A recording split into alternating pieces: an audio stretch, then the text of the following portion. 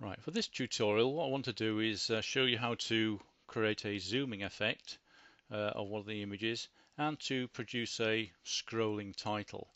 So I'm going to do this to the first image of the boat, the Dale Princess. To start, we'll go to Objects and Animations tab there, and this is the window that the Objects and Animations window. The first thing I want to do is, you see the grey area around here, this is like a paste board. The black area is the extent of the actual slide, and where we can see this sort of green line, that is the extent of the photograph, and you can see that they don't tie up. The photograph is a different shape to the actual slide, and we've got black bands down each side which would show in the when it's actually the pictures to actually show is produced. So I want the image to cover up all the slide area. Now to do that, I'm going to demagnify the image in the screen there to 25%. So I've got a larger area I can move things around in. Right, before I start, because this is a title slide, you can see down here we've got a full duration of 7 seconds. That means that this picture will be, when it's automatically advanced, will be on the screen for 5 seconds to there, plus a 2-second transition into the next slide, giving a total of 7 seconds. That isn't really long enough if we have a scrolling title. So I'm going to go to Customize Slide and change the slide duration to 10 seconds, and you can see that the duration has changed there, and we've got a file duration of 12 seconds including a 2-second transition. Right, now at the bottom we have what's called the timeline, this thing here, and this little thing here, the little red dot, is what's called a keyframe. Now when I move along the timeline, left clicking, you can see the little blue triangle moves with me. So wherever this blue triangle is occurring, this is indicating the position on the timeline that you're viewing on the screen. I can apply another keyframe by right clicking and add keyframe here, and then we can change something in the viewing area here, and that would be applied at that particular keyframe. So if we had a zoom effect, there would be a change between the first keyframe and this keyframe here. I'm going to show you how to do that. So I'll just delete that and we'll start scratch. Right, so first of all I want to make sure that this image fills the whole of the slide. So you can just drag, you don't have to press any buttons or anything, just drag with the left hand mouse button until it fills the slide area. And of course all the area that you see transparent will not be visible in the pictures to actually show. Now that's happening at the very beginning of the slide. So what I'd like to do is zoom into an area here by the time the slide on the screen finishes. So I'm going to click here, right click here, and add a keyframe, insert. Okay. So whatever I'm going to do to this image now will be applied at this keyframe here. We can drag the keyframe just by clicking and dragging it along. So we can apply multiple keyframes and we can move them wherever we want. We could put that right at the very end if we wish.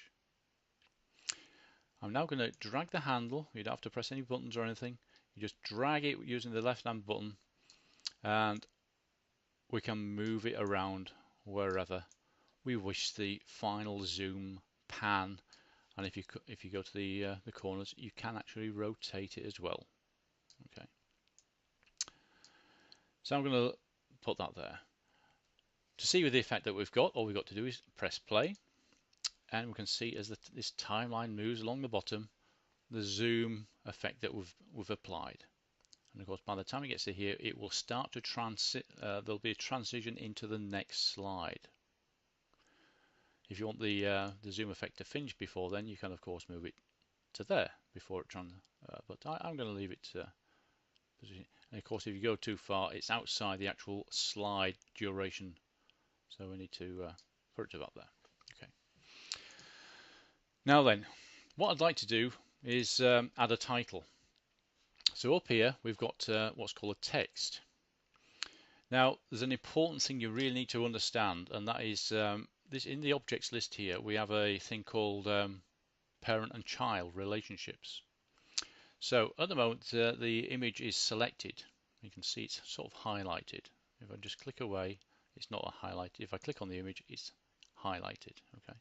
So if I add a T for text, you can see that in the objects list, it has become what's called a child of the photograph. And if I was to press play, you can see that the text is actually zooming at the same rate as the photograph. Now that isn't and it's actually moving across the screen. That isn't the effect I want. So I'm going to press on the click on the text there and delete and get rid of it. So what I need to do is make sure that if I just click in the area outside the image, that is no longer selected. Now if I press the T button, you can see it's appeared as a separate object in the objects list. So this will be able to, I'll be able to move this independently of the photograph.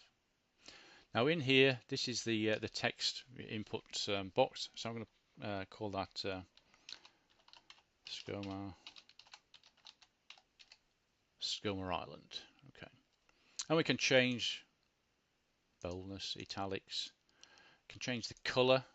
So say we wanted a red or maybe a nice blue, deep blue. Make sure you click in there. Okay, so we've got blue. That didn't look very good. Maybe go for yellow. Okay, just make sure you've got yellow. Okay. And of course you've got all the different fonts on the computer. I'm going to stick with Arial. Now then, what I'd like to do is move this Skomer Island to the bottom of the image off screen. Can't do it. Now the reason is I haven't got the keyframe, the applicable keyframe selected. So if I click on that, that's the very beginning when the slide shows, appears. I can now move the text. Okay.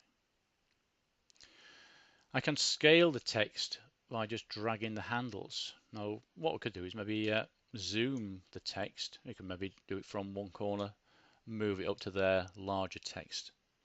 Now that's all happening at the 00 at the beginning of the image, as the image will appear. And of course you won't see the text because it's off, it's outside the window. So if I wanted the Skomer Island text to finish off up here, maybe at a larger size, and before the next transition into the next slide, I could right click on the timeline, add a keyframe. So it's going to happen there. Move the text, maybe make it bigger. Now maybe this isn't what you want, I'm just trying to show you what you can do.